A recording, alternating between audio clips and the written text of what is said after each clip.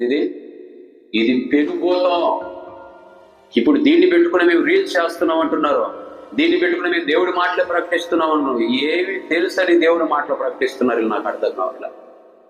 పిల్లకాయలమ్మ, పిల్లకాయలు ఫోన్ ముందరకు వచ్చి బైబిల్ అట్ట ఉంది, దేవుడు ఇట్ట ఉంది, ఎన్ని చెడగొట్టే విధానాలు ఇవన్నీ ఏంటంటే వాళ్ళు పాపులర్ అవ్వాలి. వారు ఏమవ్వాలి? వాళ్ళు పాపులర్ అవ్వాలి, వాళ్ళ ఛానల్ పాపులర్ అవ్వాలి. వాళ్ళకి గ్రంథంలో ఏముంది, దేవుని ఆలోచన ఏమీ తెలియదు. పిల్లకాయలమ్మా పాపం.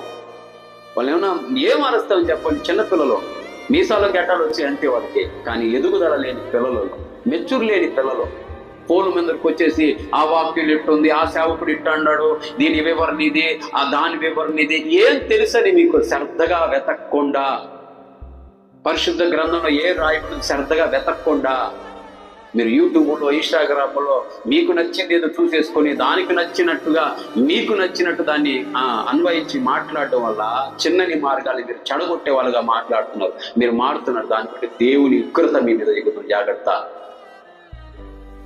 దేవుని ఉగ్రత మీ మీద దిగుతుంది. దేవుడే మీకు శత్రువు అయిపోతున్నాడు. మనుషులు ఎవరు కాదు శత్రువు. ఎవరు? దేవుడే మీకు శత్రువు అయిపోతున్నాడు. శ్రద్ధగా వెతకాలి, శ్రద్ధగా దేవుని రాకడకు సిద్ధపడాలి, రక్షణను కాపాడుకోవాలి. దీన్ని వదిలే బాగుపడతారు.